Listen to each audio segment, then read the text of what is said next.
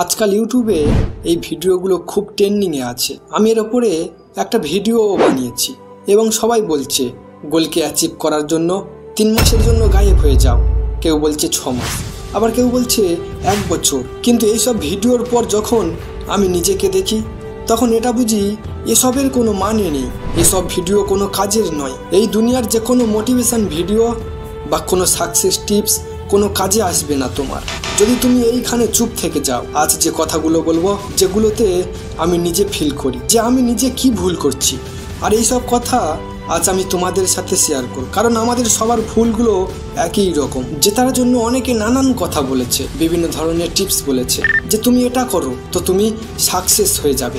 But আমি আজ তোমাদেরকে সেই পয়েন্ট বলবো যেটার জন্য তুমি আজ হেরে যাচ্ছ। কারণ জেতার জন্য এটা প্রথম জানা জরুরি যে আমি হেরে যাচ্ছি কেন। তো চলো শুরু করি।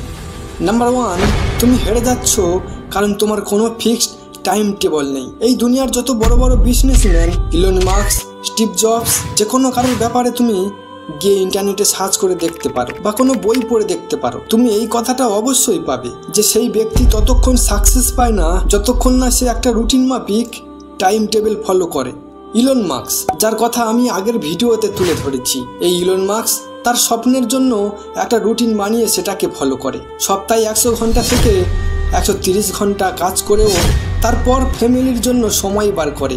সপ্তাহে 2 দিন বডিকে ফিট রাখার জন্য এক্সারসাইজ করে, আর প্রত্যেক সপ্তাহে নতুন কিছু শেখার জন্য 5 ঘন্টা ব্যয় করে। এসব কি করে সম্ভব? এইভাবেই সম্ভব, যেটা শুধু একটা টাইম টেবিল ফিক্সড করার মাধ্যমে। তুমিও যতক্ষণ না তোমার জন্য টাইম টেবিল ফিক্স করবে ততদিনে জীবন তোমাকে হারাতে থাকবে। নাম্বার 2, তুমি আজ হেরে যাচ্ছ কারণ তোমার কাছে কোনো গোলস নেই। সোনু শর্মাকে আমরা সবাই চিনি, ইন্ডিয়ান সবচেয়ে বড় মোটিভেশনাল স্পিকার। আমি ওনার একটা ভিডিও দেখেছি যে জীবনে গোলকে অ্যাচিভ করাটা কতটা ইম্পর্টেন্ট। তিনি ভিডিওতে এটা বলেছেন, নিউজিল্যান্ডে তার একটা ফ্যামিলি ফ্রেন্ড ছিল যে কিনা মার্কেটিং সেলসম্যানের খুব এক্সপার্ট একজন মানুষ। সোনু শর্মা তখন তাকে জিজ্ঞাসা করে যে আমি অনেক মেহনত করছি কিন্তু লাইফে কিছু করতে পারছি না, এমনকি আমি হার্ড ওয়ার্কও করছি এবং খুব মেহনত করছি কিন্তু তাও কিছু হাসিল করতে পারছি না। তখন ফ্রেন্ড তাকে বলল, তোমার গোলসের মধ্যে যা যা পড়ে তার একটা লিস্ট বানিয়ে ফেলো। সোনু শর্মা বলে, আমার কাছে তো কোনো লিস্ট নেই, আর যদি আমি লিস্ট বানাই তাহলে কি আমার লাইফ চেঞ্জ হয়ে যাবে? তখন সোনু শর্মার ফ্রেন্ড বলে, হ্যাঁ অবশ্যই, 100% গ্রান্টেড। দেখো, তুমি যদি একটা সুন্দর ঘর তৈরি করতে যাও তাহলে ঘরটাকে বানানোর আগে তার ডিজাইন তৈরি করা হয়, যে আমার বেডরুম কোনখানে হবে, আমার বাথরুম কোথায় হবে, আমার ড্রয়িং রুম কোথায় হবে। এক কথায় ঘর তৈরির আগে একটা লিস্ট তৈরি করা হয় কোন কোন জায়গায় কি কি হবে। তো বন্ধু, গোলকে অ্যাচিভ করার জন্য এইরকম একটা লিস্ট বানাতে হবে। But you don't work at all. এজন্য 95% লোক লাইফে হেরে যায় এবং ভেঙে পড়ে, আর তোমার লাইফটাও এইরকম হয়ে যাবে যদি তুমি তোমার লাইফের ডিজাইন প্রথম থেকে ঠিক না করো। যদি তুমি জীবনকে সঠিক দিকে এগিয়ে নিয়ে যেতে চাও, সেজন্য বন্ধু তোমাকে বলবো, যদি জীবনকে সুন্দর একটা শেপ দিতে চাও এবং নিয়ম মাফিক পারফেক্ট করতে চাও, তাহলে প্রথম গোলকে ডিজাইন করো। তুমি কি পেতে চাও, কি করতে চাও, কারণ আগে গিয়ে তুমি আটকে না যাও। নাম্বার 3, তুমি হেরে যাচ্ছ কারণ তোমার জেতার কোনো জরুরি নেই। সাকসেসের কথা যদি ভাবো তাহলে তোমার মাইন্ডে প্রথম কি আসে? যখন জীবনে জিততে হবে তখন কি মনে হয়? যার কারণে এটা মনে হয় যে না, আমি কখনোই হারবো না, এটা আমাকে আমার নিজের জন্য করতে হবে। তাতে এই দুনিয়ার মানুষ যা কিছুই বলুক না কেন, আমি জেতার জন্য লাগাতার মেহনত করে যাব। তো এই যে পাওয়ার দরকার, যদি এটা তোমার মধ্যে থাকে যে এটাকে তোমাকে হাসিল করতেই হবে, আমাকে জীবনে উন্নত হতে হবে, আমাকে জীবনে জিততে হবে, আমার সব স্বপ্নকে পূরণ করতে হবে, আমার ফ্যামিলিকে সব কিছুই দিতে হবে যেটা আমি তাদের কাছে প্রতিজ্ঞা করেছি, তবেই তুমি জিততে পারবে। সবার প্রথম তোমার কি দরকার সেটাকে খুঁজে বার করো। যদি তুমি লাইফে জিততে চাও তাহলে কেন জিততে চাও? এমন কি দরকার যার জন্য তুমি এত মেহনত করছো? এতটা সাকসেসফুল হওয়ার কারণ কি? কেন পয়সা কামাতে চাও? কেন দরকার সেটাকে খুঁজে বার করো। তোমার চাহিদা যত বড় হবে তত তাড়াতাড়ি তুমি তোমার গোলকে অ্যাচিভ করার জন্য এগিয়ে যেতে পারবে।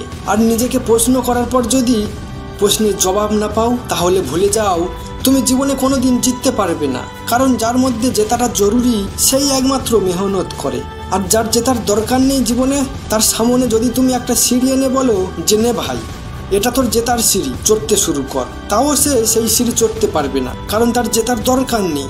তো যতক্ষণ তোমার জেতার মনোবল বড় না হবে ততক্ষণ তুমি হারতে থাকবে। নাম্বার 4, তুমি হেরে যাচ্ছ কারণ তোমার কনসিস্টেন্স সঠিক নয়। অল অফ কনসিস্টেন্স এটা তোমাকে শেখায় যে কাজ করতে হয় কিভাবে। যেমনভাবে তুমি কনসিস্টেন্সের সাথে কাজ করতে থাকবে তত এক্সপার্ট হতে থাকবে। এক ব্যক্তি 30 বছর ধরে লাগাতার মেহনত করে গাছ লাগিয়েছে আর একটা খালি জমিকে ঘন জঙ্গল বানিয়ে দিয়েছে। এর মধ্যে ইম্পর্টেন্ট কি? Continue consistence. তুমিও জীবনে জিততে পারবে, আমির হতে পারবে, সব কিছু হাসিল করতে পারবে। যা তুমি করতে চাও তার জন্য তোমাকে কন্টিনিউ মেহনত করতে হবে। আর তুমি যদি জীবনে কনসিস্টেন্সি না হও তাহলে তুমি কখনোই জিততে পারবে না। নাম্বার 5, তুমি হারছো কারণ তোমার মাইন্ড তোমার কন্ট্রোলে নেই। তুমি হেরে যাচ্ছ এটাও একটা কারণ হতে পারে। তোমার মাইন্ড তোমার কন্ট্রোলে নেই। সবার প্রথম তোমার মাইন্ডকে তোমার কন্ট্রোলের মধ্যে আনো।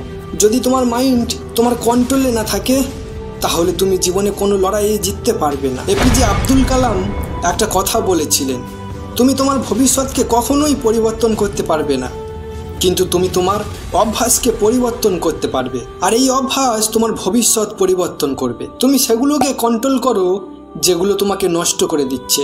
যদি তুমি এটা ভেবে বসে থাকো যে তোমার কাছে অনেক টাইম আছে, তুমি খুব সহজে গোলকে অ্যাচিভ করে নেবে, তোমার ফিউচার তৈরি করে নেবে, তাহলে আজ শুনে রাখো বন্ধু, তোমার মাইন্ড তোমাকে বেবকুফ বানাচ্ছে এবং তুমি নিজেকে বেবকুফ বানাচ্ছ। তোমার মাইন্ড ডিস্ট্রাক্টটাকে বেশি আকর্ষিত করছে। তো আমি বলবো সব ডিস্ট্রাকশনকে সরিয়ে ফেলো, মাইন্ড থেকে সমস্ত আবর্জনাযুক্ত চিন্তা ভাবনাকে মুছে ফেলো। আর একটা কথা সবসময় মাইন্ডে রাখো, আমি হারতে শিখিনি, আমি জিততে শিখেছি আর জিতেই দেখাবো। যখন তুমি তোমার মাইন্ডকে কন্ট্রোল করে নেবে ডিস্ট্রাক্ট না হয়ে, তো ভেবে নাও তুমি জিতে গেছো। হ্যাঁ, প্রত্যেকটা পদক্ষেপে তোমাকে হারের মুখোমুখি হতে হবে, কিন্তু আমি হারবো না। এবং লাস্ট নাম্বার 6, তুমি নিজেই নিজের জন্য হেরে যাচ্ছ। প্রত্যেকবার হেরে যাচ্ছ কেন? কিছু করতে চাইছো কিন্তু ফেল হয়ে যাচ্ছ কেন? প্রশ্ন করো একবার নিজেকে যে কেন আমি আজ হেরে যাচ্ছি, কেন আমি স্বপ্ন পূরণ করতে পারছি না।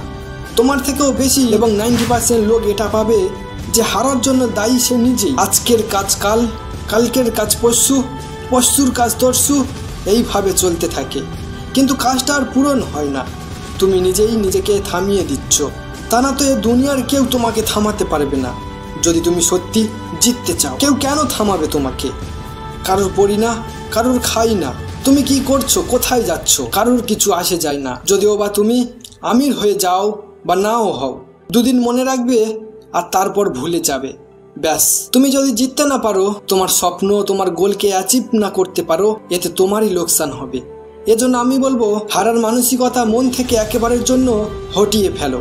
এক এক করে হারার সমস্ত রিজন যখন শেষ হয়ে যাবে তো অটোমেটিকভাবে তুমি জিতে যাবে। তো বন্ধুরা, তোমাদেরও যদি হারার পিছনে এই কারণগুলো ব্যাখ্যা করে তাহলে এই ভিডিওতে কমেন্ট করে শেয়ার অবশ্যই করবে। আরও এইরকম লাইফ চেঞ্জিং ভিডিও পেতে চ্যানেলটাকে সাবস্ক্রাইব করতে ভুলবেন না। আমি আবারও ফিরছি এই রকম লাইফ চেঞ্জিং ভিডিও নিয়ে। ততক্ষণের জন্য সুস্থ থাকো, মেহনত করো আর এগিয়ে যেতে থাকো।